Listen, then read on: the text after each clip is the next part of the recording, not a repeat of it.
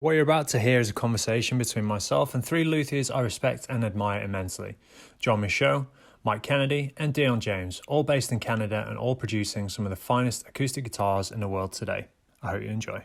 If you're all sitting comfortably, everybody's charged up, ready to go. I think so. Feeling good. So I thought it would be good just to start with a little introduction from each of you.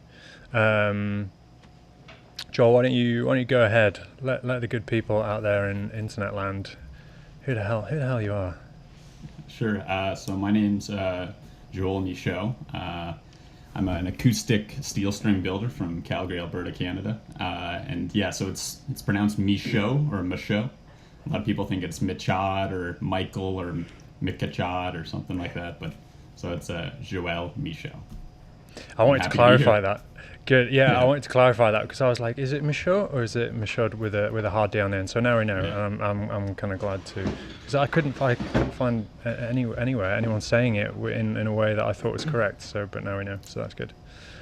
I'm glad to have it clarified as well because I've been saying it wrong for the past 5 years, I think. There we go. Everybody does. This conversation is off to a winning start already. So we have Joel, and we have Mike. Mike, why don't you go ahead and give us your one paragraph bio? Yeah, so I'm Mike Kennedy, also steel string builder, living in Montreal, working out of the Michaud Made Guitar Co-op. And Dion. Yeah, Dion James from Edmonton, Alberta, not so far from Joel. Steel string builder as well. Been building for I think about 15 years, and I used to share shop with Mike in Montreal actually. As did Joel. Because that's the kind of one of the unifying elements here is that you've all been involved with the Mile End Co-op. Yeah, at different points. Dion early on for a few years, Joel not too long ago for a year, and Why don't you give us a bit of backstory on the Mile End actually? Now we're on that topip because it's quite a mind blowing little enterprise that's going on there. So it's so let's see, we started it 2008. So myself and Jeremy Clark, who's a great classical builder, we were apprenticing with Sergei de Jong, who's just outside of Ottawa in Chelsea, Quebec. So we were there for 2.5, 3 years and decided to set up a shop together. So we had been going into Montreal a lot, just over during our apprenticeship, just to see shows and start to make some friends. And so when we were kind of getting to the end of the apprenticeship, we decided, well, let's set up a shop together. Montreal, there's like an incredible kind of art, music, cultural scene going on, and a very low cost of living. So we decided to move to Montreal, set up the shop. Originally, it was there was actually a third person, Dave Matacoro, who never really could fully join. He was only really part for a couple months. He had a full, doing other work and just could never kind of make the full commitment. So mostly just Jeremy and I at the start, and then what was it, 6 months after, I think, Dion, maybe, if he Yeah, 4 or I 5 took months over after. Dave's bench. Yeah. About 6 months into your. In a springtime, right? Maybe. Yeah, I'd come to that Nuit Blanche party. Right. Yeah. That's where I met y'all, and then I came by later that week for a little visit, and y'all invited me in, and I started moving in right around that. So February, I guess. Yeah. Oh, yeah. Okay. That early. Yeah. So one thing that's cool, Montreal. I think they do this all over the world, but there's something called Nuit Blanche, like the White Night, where all over the city, art galleries, maker spaces, whatever you want to call them, are just all open, and there's all these events just up until sunrise. So one thing that we've done in the co-op since the very beginning is have concerts, and so we would take part in the Nuit Blanche, and we basically had musicians coming in and playing a set, from 10 at night, 9 at night until 5 in the morning, and just kind of opening up the doors. And that's when Dion first came by. And yeah, it was pretty surreal for me because I moved to Montreal super naively thinking I'm gonna go meet guitar makers. I'm kind of ridiculous that way. I just I thought, yeah, sure, there's got to be guitar makers there. I'd heard about Michael Greenfield. I met him when I first got there, and he was nice enough to have me over to his shop, and it was clear I was in over my head. I'd only built a couple guitars with no real training. Then my roommate at the time, who I just met actually, she was from the Czech Republic, but she was a girlfriend of one of my longtime friends. We were all living in this place. She noticed there was a party at Milan Guitar Shop in not so far from our place, so we all, a bunch of small townies and our girlfriends went down to the party, and I met these guys. It was, yeah, amazing. In their ad, they had this blurb about how they have huge benches and they're looking to share, and they have like 15-foot long benches.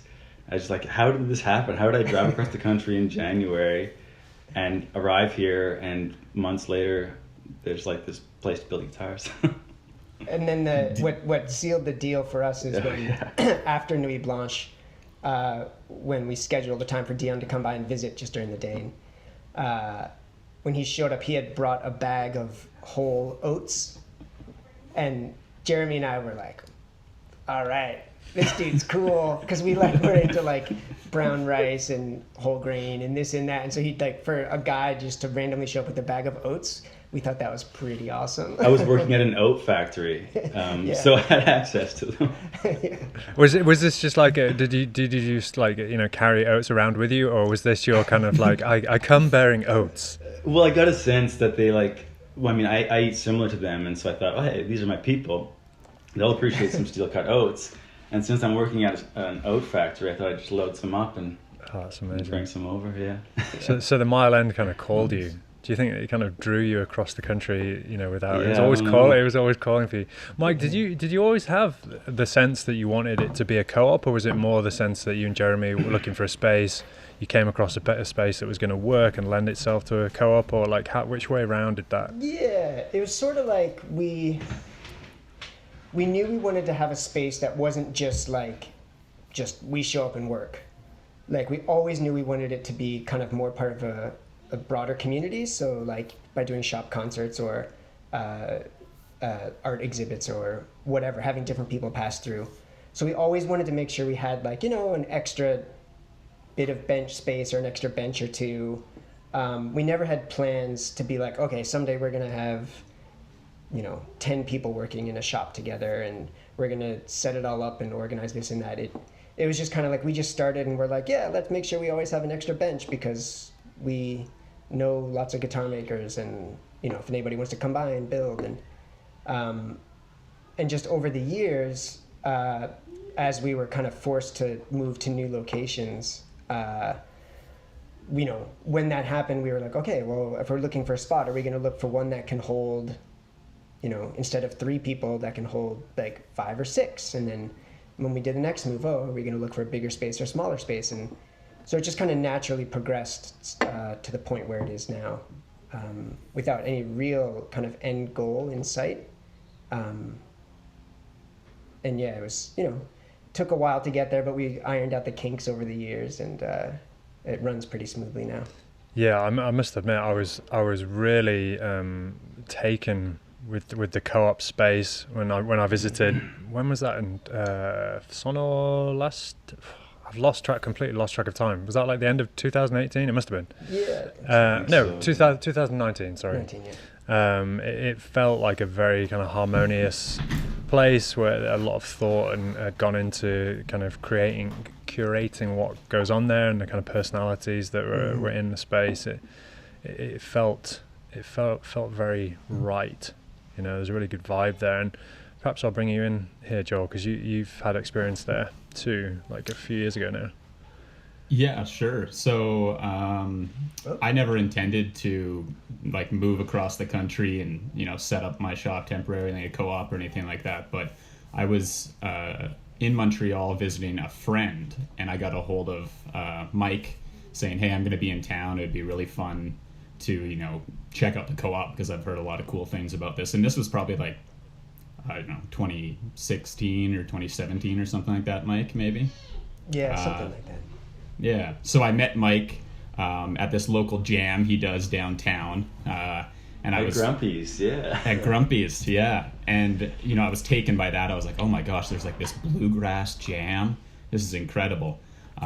So we had a fun night there, and then the day after, Mike took me to the shop, and you sort of know how it works, Tom. You walk in the door, and it's just like this almost spiritual experience, like there's wood dust in the air, and it smells of like old tobacco. Yeah. People are walking around in their bare feet, and it's just like this magical place. I think Mike had Gillian Welch and Dave Rawlings like on the speaker playing. Yeah, probably. And I just, these are my people, Yeah.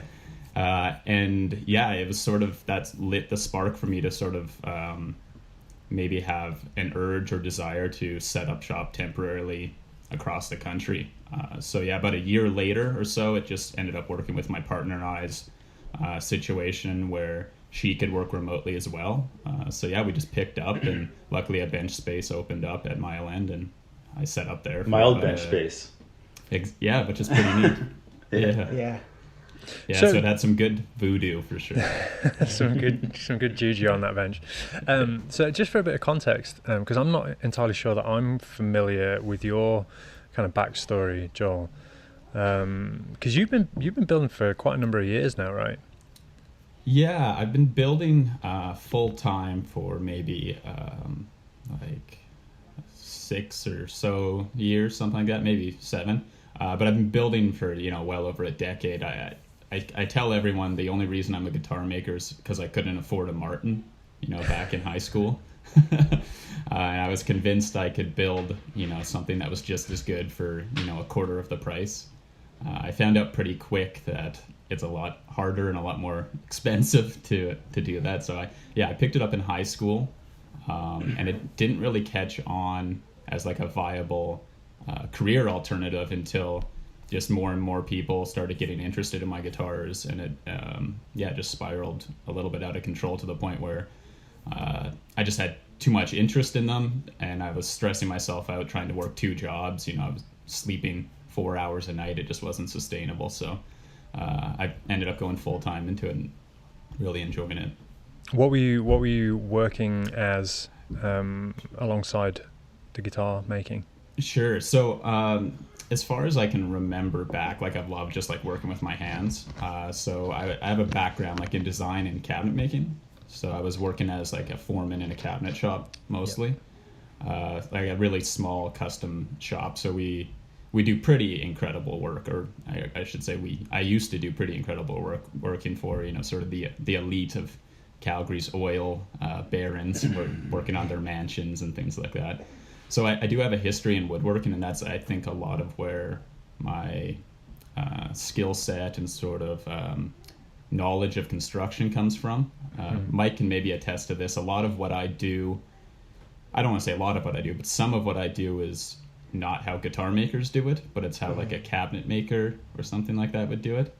I just remember a couple of times where I'm cutting a piece of wood or shaping something, and Jeremy and Mike would look over at me and be like, "What are you doing? that is not how Sergey would ever teach somebody to do it." I'm like, I thought that's how everybody did it, you know? So yeah, my background is definitely not from sort of like the traditional guitar maker. I sort of self-taught or failed myself into guitar making. Yeah.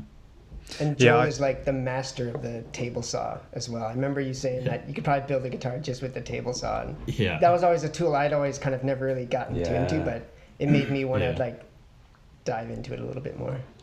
Yeah. Well, you have a bit of a background in furniture work as well. Yeah, Tom, similar deal. I was that was kind of how I got my. Well, it's a convoluted one, but I was working professionally as a cabinet maker after studying design.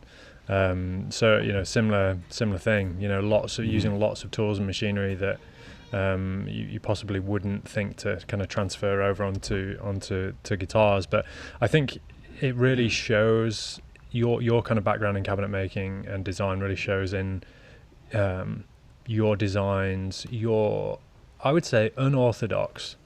To me, when I look at your guitars, they're almost like they and I can relate to this. It's kind of like they're just the canvas they're the canvas for your creativity, and I think there's a reason that your guitars really stand out, because you're doing things and applying techniques that you would possibly typically associate with, architectural interiors and cabinet making, and kind of putting it into the guitar world to create something really unique, and really, really striking, and has the Michaud hallmarks all over it. Yeah, that's like the word innovation gets thrown around a lot, and people describe my work sometimes as innovative, and I usually like heavily disagree with that. I find there's other guitar makers who are like way more innovative than me. Essentially, a lot of my slightly different ideas just come from a different school of thought. Like they're not wholly innovative or unique or anything like that. It's just, like you said, sort of taking one school of thought and just applying it to a different medium. One of the things that I've been thinking about a lot recently, and it was prompted by reading a book called Start With Why, by Simon Sinek, I believe is the gentleman's name. And one of the questions that I get asked quite a lot is how do you get into lutherie? How do you become a luthier? Right? It was one of the questions that came back from the IG Instagram poll of like what we should talk about here, and more than one person asked, how do you get into lutherie? And kind of thinking about this book, I think the right question to be asking is not how, but why. Like, why get into lutherie? And the kind of how will follow. Like, if you have a good sense of why you're doing something, then the how you do it kind of follows along after that. So I kind of wanted to kind of pose that question to each of you. And maybe Dion, if we could start, like, why? What's your why? Why lutherie? That's an interesting way to frame the question, because I think that the career trajectory of school to university or trade school is a sort of how trajectory, and I think that it's a good question for guitar builders is why, because there is no direct and clear how, and so you have to want it for other reasons. For me, just autonomy. I've always wanted to just live a human life and not be under someone else's schedule and control all the time. Comes naturally from being a farm kid, where your schedule is your own. There's lots of work to do, but you just do it when you need to do it. And so that was definitely my why. It could have been anything, but I bumped into guitar building, and that became what I used as the vehicle for autonomy. And now it's just its own love. Yeah, for me, I was always kind of torn. So I did a university in mechanical engineering, but I was, especially by the end, I was pretty disillusioned with it and found it very like stifling as far as creativity, and I was always kind of torn between wanting to do something more creative, and so after university I started to play guitar quite a bit, and just through all these various twists and turns and meeting people over the years, I found out that people make their own guitars, and that was a revelation to me. And then eventually found Sergei's course that he offers a few times a year. And so I just kind of thought, oh wow, well look at like guitar making, like that's like you get this like you can approach it scientifically with an engineering type mindset.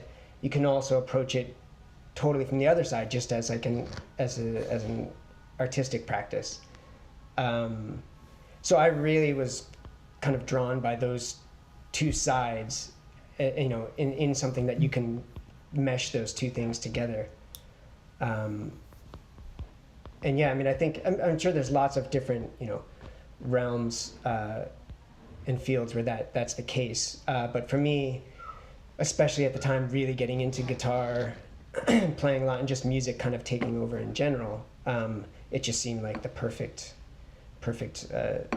thing to pursue. And then once I kind of started in on that, similar to Dion, then working for myself, and all the things involved in that, about just you're only kind of really responsible to yourself, is very, very appealing. And just kind of haven't looked back.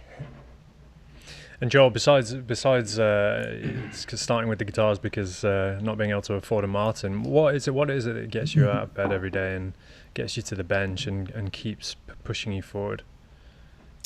Yeah, honestly, it's like an obsession. You know, if it wasn't a healthy thing, like guitar building, it could be like really bad for your health, because even to this day, I'll still have 14, 16-hour days in the shop where I'm just so obsessed with a certain design or this or that I keep chasing it, right? So for me, it's not even a question of like the why. It's, you know, if I wasn't doing it, where would my life go, sort of a thing. It's and for me, guitars are like that perfect marriage between form and function.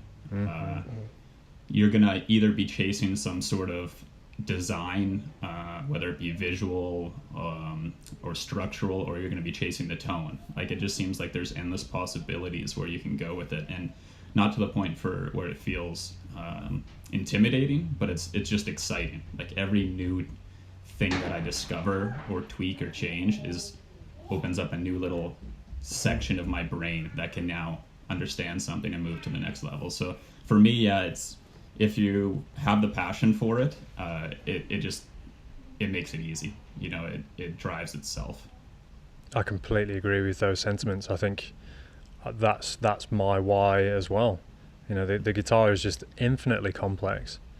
You know, it's like you say, it's got to be structurally sound, it's got to be aesthetically pleasing, it's got to be orally pleasing. You know, it's got to make a fantastic sound. And it's got all of those elements have got to work, you know, in harmony with each other. And with it being so complex, the tiniest little changes that you make can have profound repercussions. You know, sometimes positive, sometimes negative.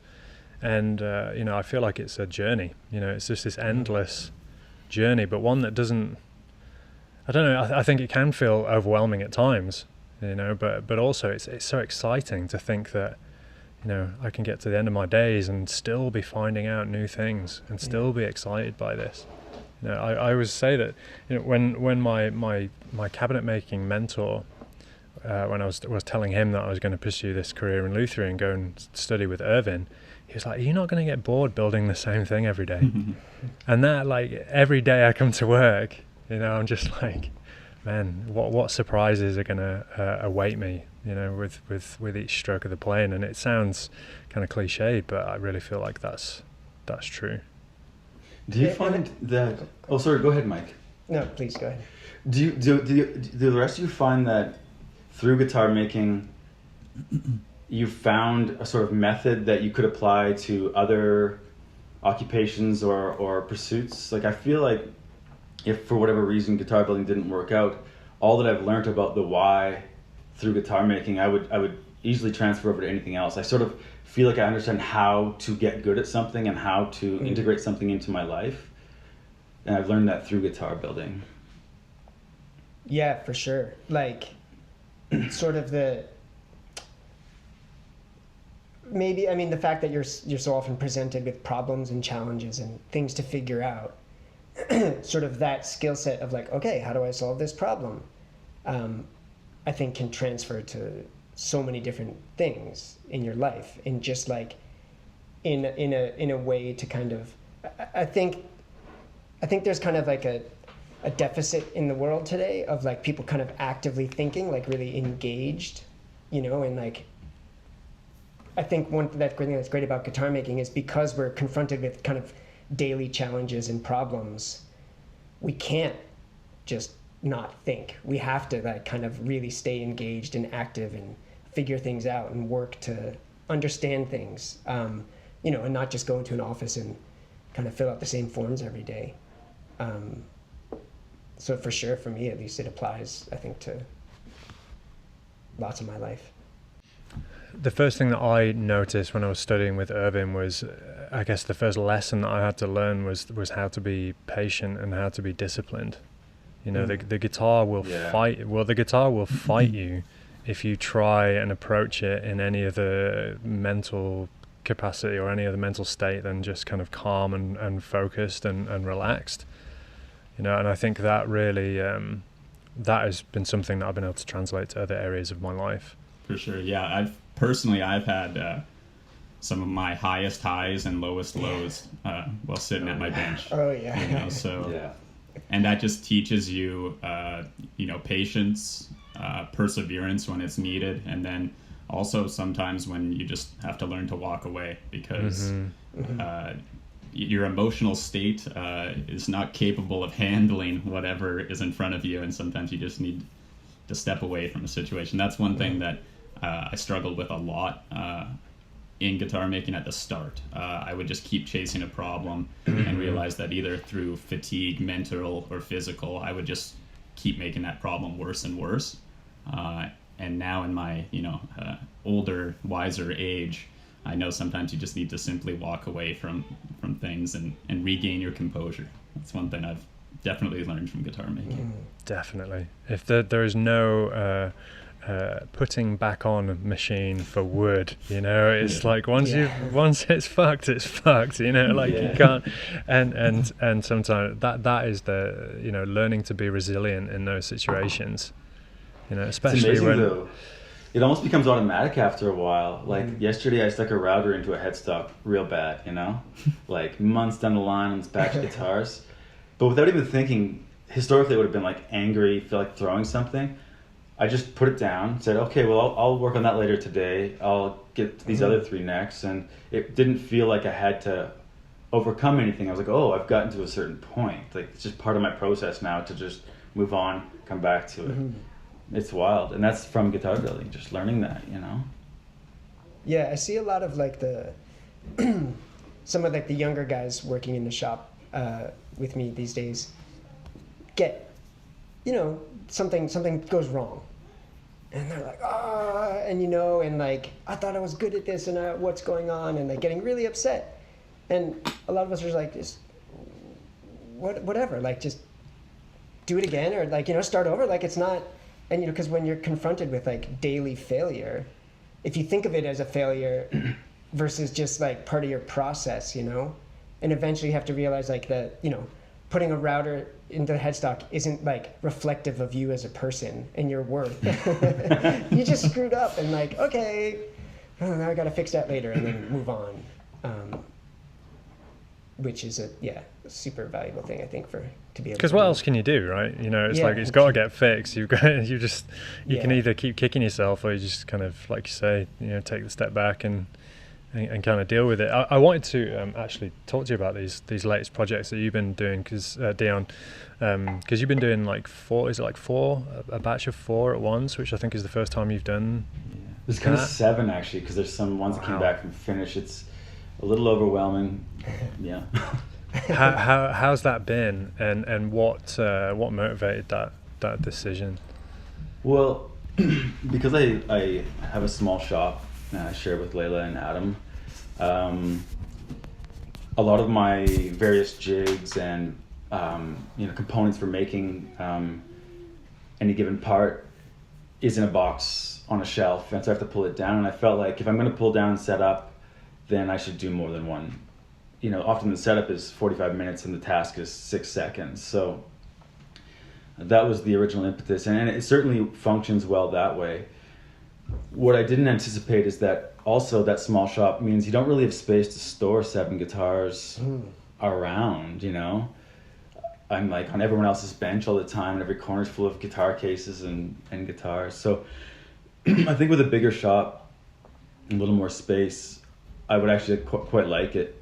It's pretty efficient, and I'd maybe build all the boxes and necks, and then one at a time pull them down and like carve necks and set up and stuff, the real intricate stuff. I think that's how I'd go about it if I had the perfect situation. How about you, Joel? Because I feel like with each of your guitars are pretty unique. Are you doing one at a time? What's your... I still build at least 3 at a time, and that's like, but then I usually batch them within that. So I'd say at any time I'd have like 7 to 9 going, but like 3 of them might be at the start, 3 of them might be almost ready for finish, and then 3 of them I might be putting frets on and doing setups and things like that. And that's definitely a luxury that I can have because I have my own shop. when I was at the Mile End, probably the most I would do would be like 4 or 5 at a time. And it's tricky because each one is pretty unique, so you just have to make sure you have very clear spec sheets. On the shop at my shop, I have like all the specs in bold for each guitar, like left hand, whatever you do, left hand, and then whatever fan fret, whatever you do. I've struggled with knowing how many guitars I should be trying to make a year, because at least for me, I got to a point where I was building them faster and faster and faster, and then about maybe 4 years ago, I hit that plateau, and now I actually almost build them slower. I take a more methodical, slower approach to a lot of the parts, at least the voicing part whenever the box is open. If it's purely woodworking, I tend to be pretty quick at it.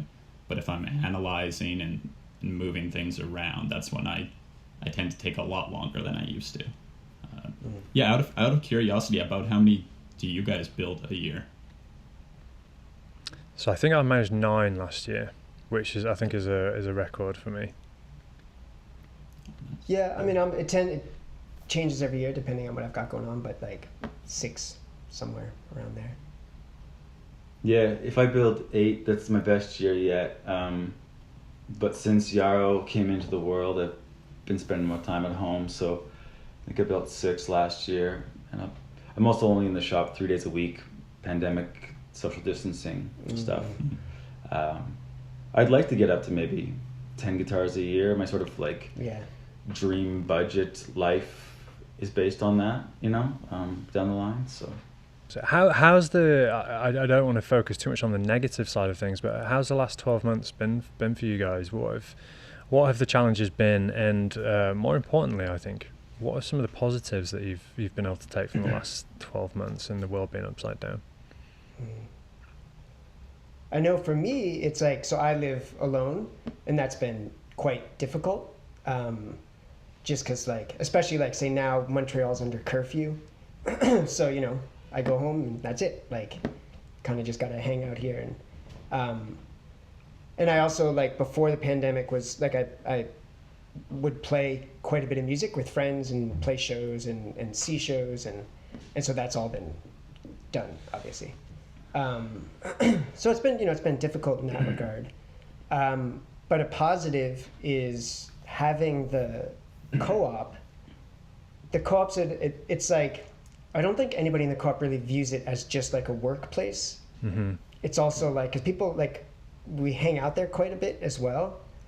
So to kind of have this, like, second family that you go to, and like, it's like, okay, well, people can't go to see their families over Christmas, so let's all come in here and kind of do something for Christmas, and like,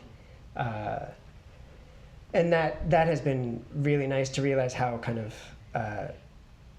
just, I don't know, having this community of the shop to rely on was really nice to kind of feel tangibly this past year. So for me, honestly, I'm definitely one of the luckier ones. I don't share a shop currently with anyone. I have my own, so professionally it almost hasn't changed. I actually set a goal for myself earlier this year, a very lofty goal of in 2020 to try to build 20 guitars. Wow. I felt too short, but it was definitely like my most productive year yet. But a lot of those were very simple guitars. Like, they weren't, they didn't have bevels or fan frets or cutaways. A good chunk of them were sort of just my quote-unquote standard model. So that was nice. It had something. It was nice to focus on something and sort of just devote myself to that. And as far as personal life goes, I'm pretty lucky. I live with a couple of roommates, so I sort of had a built-in, extended family just at my house. So that kept me emotionally content as well. Yeah. How about you, Dion? Especially with the new little one. Yeah, I certainly recognize that many people's lives have been turned upside down. It's been hard for people, but for me, my partner has been on maternity leave and now only went back part-time. And I've got a 18-month-old baby. He's not a baby anymore, I guess. So it feels like in some ways, just the distractions that would have kept me away from what I wanted to do, which was like chase him around the house and kiss and hug him, weren't in place because I didn't have anything else to do but that and go and build my guitars. And I spend about 30 hours a week at a 2-acre garden and a 1-acre orchard all summer. And so it's easy to distance out there and stuff. So in the summer I had that going on. I think for me mostly though, it's given me time to like take account of what I actually want my life to look like. You know, you get into habits, even things that you think you like, you sort of are just going about them habitually, where you go, who you hang out with, and no big changes will happen if or when we get back to some sort of sense of normalcy, but there are certain things that I realized that closer to home that I valued and wasn't given the time to. I think it's a chance for all of us to look at the things that are closer to us. Community, I think, is a big part of this. And, you know, I notice a lot of people are very are feeling the effects of not being able to do shows and not being able to interact with, you know, Lutherie being the largely solitary endeavor that it is, unless you're fortunate and have a co-op or something similar. The kind of getting together with your peers, you know, from different corners of the world to do shows is very important for luthiers. It's very important for me. You know, I supplement that quite heavily with social media. But how's that been? You know, not being able to attend shows. Yeah, I mean, it was definitely like, it's, you know, ideally there's some good business benefit to going to the shows. You know, hopefully you get a sale and, you know, some orders or whatever. But really such a big part of it is just hanging out with people that I, you know, love and good friends. And so that's definitely sucked just because now that's been, you know, there's been a whole year and, you know, however long without that.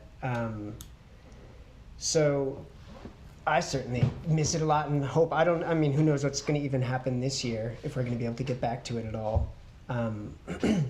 But like, I'm quite upset that I have not met Yarrow yet, Dion's little boy. Like, Yeah. I would have met him by now, and you know. Oh yeah. So, I don't know. We'll just have to see what happens this year, I guess. Because you, for you, Dion, you were pretty active with the shows in the last couple of years, right? Yeah, for lots of reasons. Some of them Mike mentioned, the business side. You mentioned the social side as well. For me, I've mostly, you always hope to make some sort of business connection, but I think because I build, I mean, I have shopmates, but I'm the most experienced, and none of us really play particularly well. So I build these things and I ship them off, and I get emails back that, you know, expressing the joy someone's having with this thing, but I never get the chance to in person see someone pick it up and look at it, and it somehow it sort of makes my work and all the days I spent a little more real. And then of course, like nerding out on guitars with other people who are into it. I certainly miss that, and I think that going forward, a lot of us are going to really remember or have a new perspective on shows. You know, like we'll probably value them more than ever. I think it was easy to become cynical. There's lots of shows and it's easy to go to them, but I was looking through photos on Instagram last night of like the Vancouver show where you and I met, Tom, and Shirley Mackle just died, the organizer of the LeConnor show. So that show won't be happening, I doubt, anymore. And it feels like a lot can change, and suddenly I'm really missing what I had in terms of that extended community. Yeah, I think I agree with Mike and Dion. It's for me, like being a quote unquote salesman like makes me sick. So like I definitely don't like put my sales hat on when I go to those shows, but it's just like this. It's like going to summer camp or something like that for me, frankly. Yeah. Just for a couple days, you're with your favorite people. You're loving life. There's music everywhere. You get to have nerdy conversations about the intricacies of cavity pitch and things like that. So I definitely miss it from that perspective. And Holy Grail is a good example how that one ender just sort of near the start of the pandemic there. Mike and I were supposed to be bunk mates, and we had a ton of plans to have like a sort of a mini Mile End meetup in Berlin. And so I guess for me, I'm missing a little bit of that community.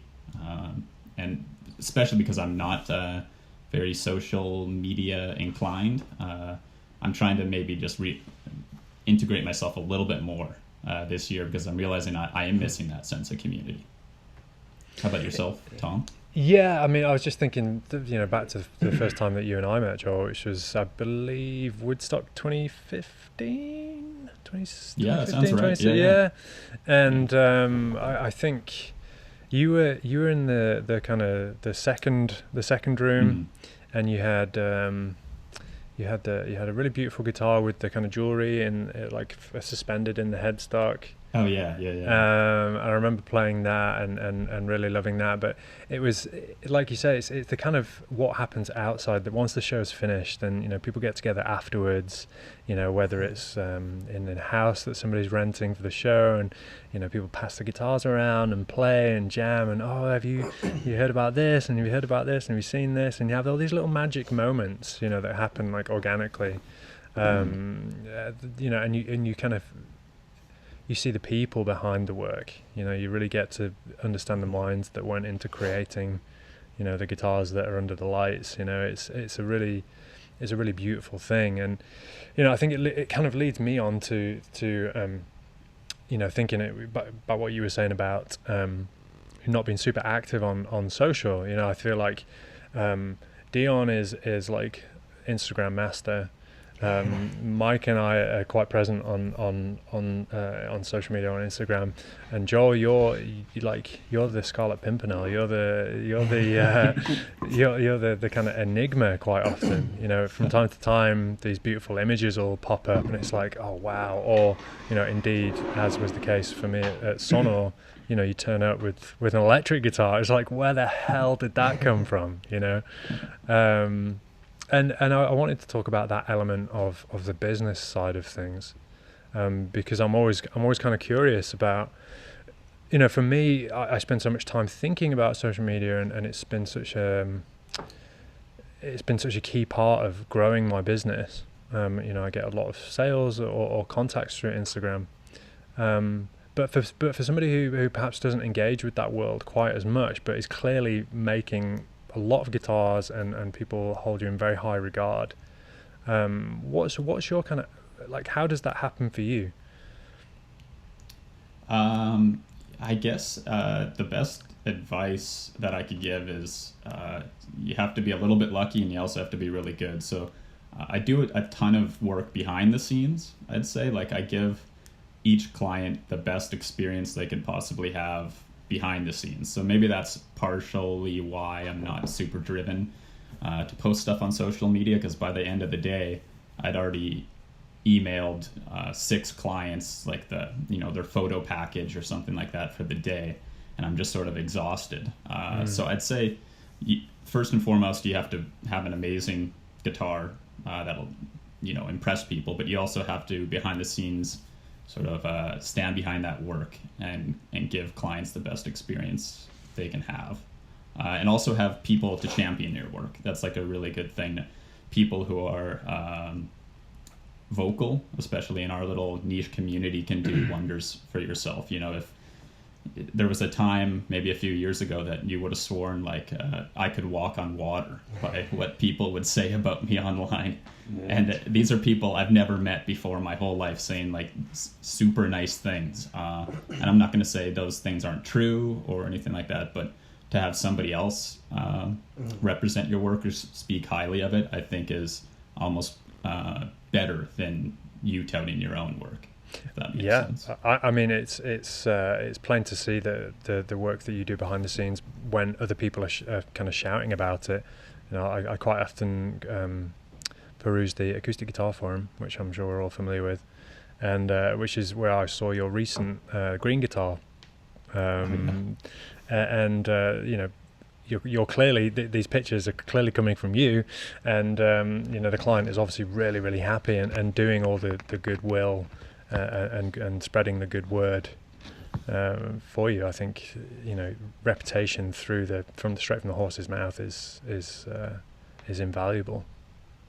Yeah, I think it really highlights there's so many different ways to get there.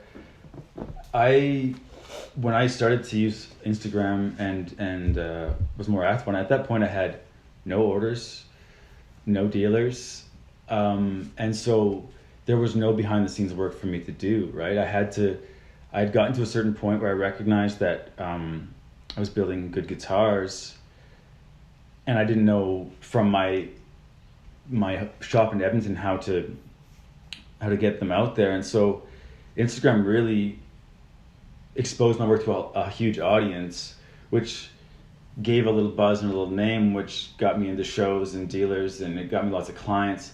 And now the way I use it has shifted. I don't really have to sell guitars there very often these days. I'll post one if it's available from a client or something, but and I know what you're saying, Joel, so now I spend a lot more time, you know, communicating with the clients. But Instagram was really important for me in getting my name out there in the first place. So, different ways to get there. Do you have any thoughts on that, Mike? No, I don't know. I mean, I've kind of have always struggled to. I mean, I've tried different ways, like through forums, through shows, through Instagram, through Facebook, whatever, and still just kind of always struggle to get orders and interest. So I'm still just kind of trying to figure it out, I guess, really, when it comes down to it. Because your work is you're doing a lot of the driving a lot of the kind of new like build techniques. You know, I think things like the structured sides thing. A lot of the stuff that originated in the kind of, I guess, from like Sergey and then subsequently the Mile End. Mm-hmm. Like I feel like that is really infiltrating and inspiring the kind of new wave of Lutherie. Yeah, sure. I mean, it's a lot of that is due to Jeremy. Jeremy Clark, 52 Instrument Company, who I started the co-op with, and kind of a lot of the ideas, through Sergey, and then developed by Jeremy, and then myself and other people in the co-op, and there's a lot of that comes from Sergey's mentality and approach to building, where it was like, okay, let's try something different this time. Okay, let's do this, let's do this, let's do that. Let's just, and not being afraid to just try, and combining that then with, say, like Jeremy's kind of insatiable curiosity. Like it's bottomless, and the ends that he'll go to understand it, something, like, and not just with guitars, like, I don't even know if Joel and Dion know this, but like he's like started an ice cream company. More you or just less. told me that. It's amazing. Yeah, and like it was of course like, you did. Has made, I can't remember what he said, hundreds of batches of ice cream in the past 5 months, 6 months, and learning, like, and I mean diving deep into the technical science of it, right? So just kind of that mentality and type of personality in the shop, combined with kind of the little bit of the safety net, where like, because we have the shared shop, it's not like everything here is dependent on me. I think there's a little bit of freedom in maybe willing to try some crazy things, just because you feel like there's like a safety net just around you, that the shop's not going to collapse if you build a guitar and it doesn't sell or something. So yeah, just, I don't know, I guess a feeling of willingness to experiment and yeah. Can I add something to that, Mike? Quickly? Yeah, sure.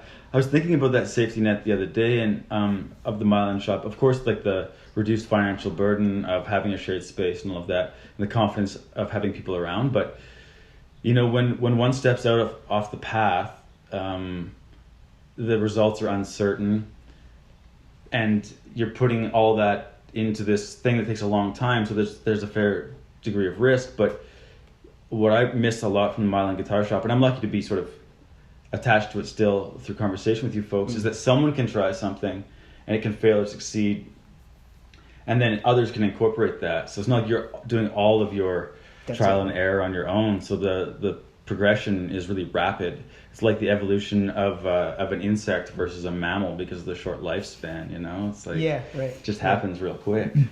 Yeah, and like, so right now there's sort of like, as far as the shop, like adjustable necks are kind of like sweeping around. Like everybody's trying adjustable necks in different ways, and actually everybody's trying push guitars, like tailpiece guitars.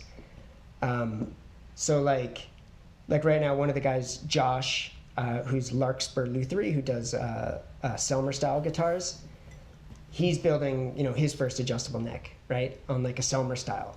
And I'm working with Nick DeLille of Island Instruments, where it's this double O.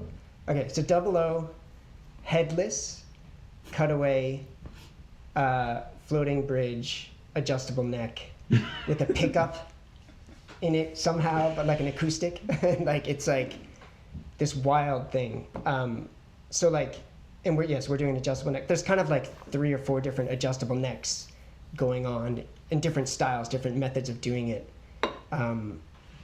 So like Dion's saying, like you're saying, that's, you know, I'm not building my adjustable neck the way that Josh is, but I get to see him build it and see how it turns out, see what works, see what doesn't, and that then informs everybody else. So it's this pooling of experience and successes and failures that can really help, you know, things evolve. So important. It was the same deal when I was apprenticing with Irvin. You know, I had the kind of senior apprentice and the junior apprentice, and seeing those, like you say, those successes and failures. It was kind of, oh boy, I better watch out for that. Like, you know, I don't want to be making that mistake, or wow, like, you know, that technique that person's trying is really exciting and it's so left field for me. You know, it's really invaluable, and I think we are. The thing that I notice is especially through, you know, social media, which I feel very close to, is just it's kind of an extension of that, you know. Because everybody's posting all the time and we're all sharing all these ideas, it's almost becoming like this open source collective where everybody is learning from everybody else at this like tremendous rate. You know, I feel like a few years ago, you know, the hot thing was you know, the starting with the structured sides, you know, this kind of internal curved sides for adding mass and stiffness to the rim assembly. That was something that I saw occasionally, and now I feel like I can't go on Instagram without somebody, you know, myself included, you know, using that technique and or whether it's, you know, necks with the fingerboard, you know, fully bolt off necks with the fingerboard extension underneath, and carbon fiber and all these different things. You know, in one sense, I feel like lots of people are building the same guitar, and it's making everything quite vanilla in some respects, but the fact that people are able to take these techniques and are exposed to all these different methods and run with it, you know, it's going off in some really exciting and interesting directions. Oh, definitely. You know, there's always someone who's going to veer off the path again anyways. I feel what you're saying about it becoming vanilla, but then you can already watch people modifying and taking off from there. You know, it gets it stagnant for a while, and then it's exciting, and I think it works well with just my philosophy in life in general, in that I don't actually feel like I'm in competition with any of you all. Maybe for like one client here or there, but like, you know, whatever. Ultimately, there's not that many guitar builders in the world compared to the amount of the general population of guitar players, even guitar players that might spend upwards of where our guitars cost. I think our biggest barrier to the industry is just that there isn't that much awareness of it yet. You know, many of my clients it's their first handmade guitar, and then they order their second. You know, it's like because they didn't even know this existed. So in some ways, the more of us out there, the more of us posting and shows and dealers, it's like more guitars just gets more clients in the large pool. You know, I don't that'll reach a ceiling eventually, but not for a long time. So it's kind of, it takes away from that edge of feeling in competition with each other all the time. So that maybe thinks that maybe leads me on to something I've been thinking a lot about recently, and which came up in the questions, which was the future and sustainability. And Joel, I know that you've been doing some interesting things with Rocklight Sundari in particular, just as one example of an avenue that you've been exploring. What does the future of the industry look like, and where are we headed?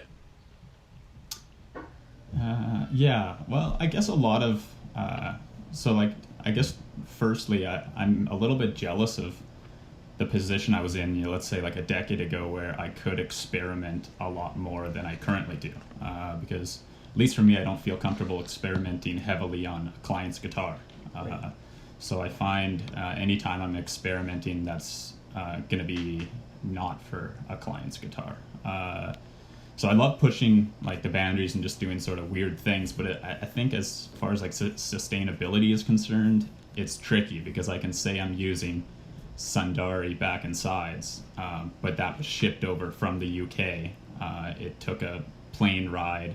It probably emitted close to the same amount of CO2 in the air as cutting down a rosewood tree or something like that, right? So sustainability, at least for us, is a tricky topic, but I think it just changing the perception of using like alternative tone woods or man-made solutions, changing that perception could eventually have a more profound effect on the industry. But at least for me right now, it's more just sort of tweaking people's minds and opening them up when they hear something's laminated, to not think that's immediately a negative thing, but to maybe consider as a positive. Like actually one guitar that I built while I was in the Mile End, I built the entire thing out of mahogany veneer.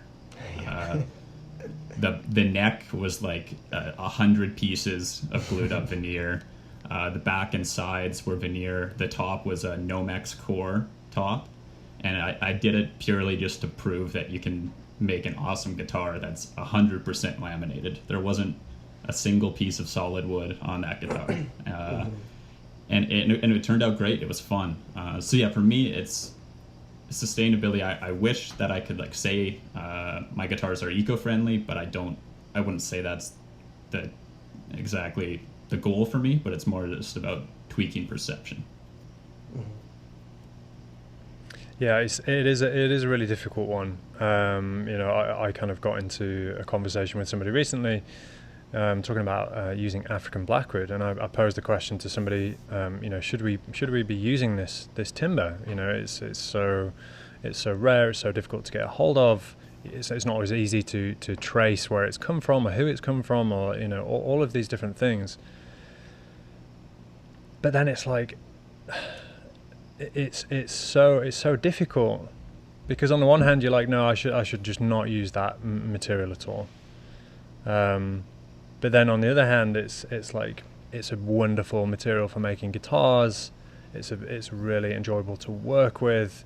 It's in demand, and it's this kind of this conflict. And I think it's very important, as you were saying, Joel, to change perceptions where you can, highlight alternatives where they are practical and where they're appropriate. And it's something that I'm struggling with a lot at the moment. We come from this rich tradition of using these exquisite materials, Brazilian rosewood, German spruce, all these wonderful materials that are so ingrained in the kind of heritage and the pedigree of what we do, that it's sometimes so difficult to shake that. I don't know, like I feel it's something that I think about a lot. How do you guys feel about that? I like what you're saying about shifting perception, Joel. I think when I was younger, I felt like, well, I'm super tenacious, and dedicated, so I'll just change the world. I'll just do that. And I was like, well, that's actually just part of the problem, is that there's this perception that it's like hyper-individualism, so one person can change everything, and we can't. we're so I think then the goal of being sustainable for many people becomes about clearing their own conscience. Like, well, I don't use this wood, or I don't use that wood. I can make a statement and say that I'm environmentally friendly, but it's just so much more complicated than that. The toxicity of our system is the interwoven mass production, and you can't extricate yourself from it. And so I feel like just by building small batch, long-lived quality objects, that's already a step towards sustainability. And if everything in the world, and I know there are economic forces that are challenging for that, but if everything in the world operated that way, the entire world would be more sustainable. And so I think it's nice to present possibilities that way, and then do what we can within that. Yeah, I mean, for me, it's something that right from the beginning, just in thinking about, do I want to become a guitar maker, and what are the pros and cons of that? The biggest con is, this sustainability issue, and you're using these, exotic timbers and all that. And it's tricky because I was like, okay, well, what can you do to counteract that? And over the years, I've tried when I can, like I'll give some money. There was a reforestation and sustainable forestry nonprofit in Montreal that does work in Nicaragua. So, giving them some money. So it's like, okay, I use a tree, but then there's, 1,000 trees planted. So that's great. But, that can help clear my conscience, but does it actually sort of like enact any change, or like change the direction or people's perceptions of things? Or is it just a convenient way to ease my own, worries and concerns? So it's kind of like, but then there's also the question of, if a tree is going to be cut down and made into something, I think making it into a guitar that's going to last, who knows, 60, 80, 100 years is a good use of that tree. I don't think that's necessarily wasteful versus, cutting it up into chipboard and something, rots outside after a Toilet paper. Yeah. So it's hard to, I guess we all got to draw our lines somewhere about where we think, what's ethical, what isn't. But I think guitars, it's certainly a challenging one because we're not using that much wood and really being all that wasteful, but it is still perpetuating this, like, idea of, we should use creates the best desire, woods. right? That's exactly. one of the problems, isn't it? Perpetuating it's like, if you use such and such a wood, then you're only just you're elevating it and just creating more demand for it. Maybe I should just have a look at some of the questions that came in. Somebody wanted to know, Mike, where did the name Indian Hill come from?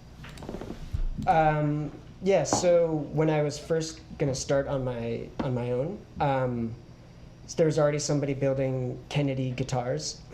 So there's like kennedyguitars.com was taken.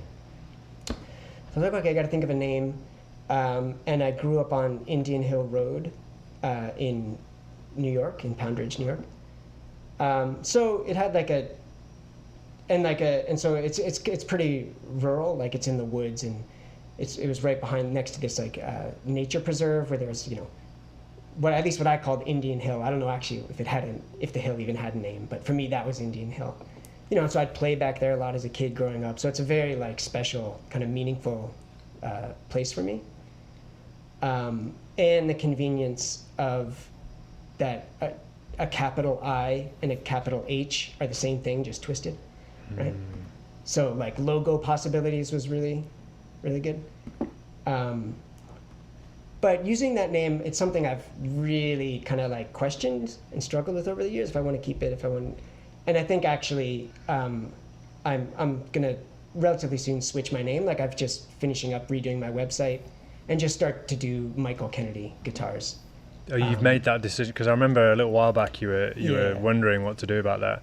Yeah. And you've made that shout. Okay. Yeah, cool. so I think I'm going to do it. It's just a matter of I got to talk to some of my clients and a dealer, and just see how do we navigate this without with minimizing confusion, and then whether finishing up some guitars, what label do they want? Do they want this or they want that, or So I think that's going to be relatively soon, in the next probably month or two.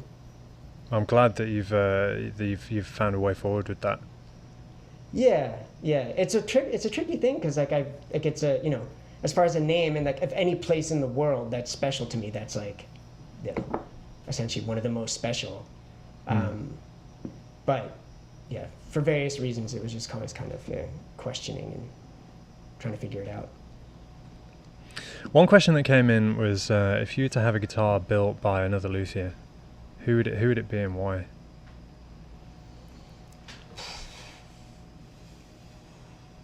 That's so tough to answer without That's so tough. without rubbing my peers raw. I mean, because I kind of like a lot of people's guitars. I'm gonna throw out a name that is new on the scene, because it's you're not petting an old favorite. That Marchwood Guitars. Yeah, man. Yeah, Oliver. Yeah. Loving that stuff. Loving his guitars. What is it, Yeah. Marchwood? Marchwood. I don't know him personally, but I am real taken with his work, and his whole presentation is really clean and beautiful. It's nice. It's simple, but it has its own identity right away. It's beautiful. Totally. I think he's definitely a rising star. I met him maybe 2 or 3 years ago now, and he just, I think, finished like guitar number 6, and he came and he was showing me it, and he's just going like this, and he's a really talented guy, very humble, you know, and he takes great photographs. He's clearly trying to do excellent work, very original ideas that he's coming up with, and like you say, he's definitely got his own take. I don't think he's not trying to. It's like you say, it's instantly he's found his style, and yeah, it's really nice to see. Yeah. How about you guys? For me, that's, you know, oftentimes when I'm on like a road trip driving somewhere, I'll buy a lottery ticket, just like if I'm in the States somewhere, and so like, you know, in that 10 minutes after I buy the lottery ticket and just fantasize, my fantasy would be just from all of my guitar making friends. Oh, Like, yeah. I want to just buy, like, make me your best guitar. Yeah. I mean, I'll say, okay, so I don't have an electric. I would love one of like Lenny, like Daddy Mojo, one of his like Rosettas, like just those. They're so classy, and I love those. Maybe that, yeah, because I don't have an electric. I'm so jealous of the electric builders. You know, they seem to be trading guitars left, right, and center. You know, they've each got like a guitar by somebody else, and it's, you know, slightly more tricky with an acoustic, because you know they just take longer. That's just the way it is. But yeah, like I'd love one of Florian's, you know, one of Millimetrics, one of Nikolai's. There's just for me, like I'm really taken with Mike Baronek's electrics at the moment. Ooh, yeah. Super cool. You know, I think for me, like electrics, I'd love, I don't know, there's so many different electric builders. I think, you know, they I mean, you know this, Joel, you've kind of ventured into electrics recently, and I think there's a lot more freedom to do slightly more aesthetically perhaps interesting things.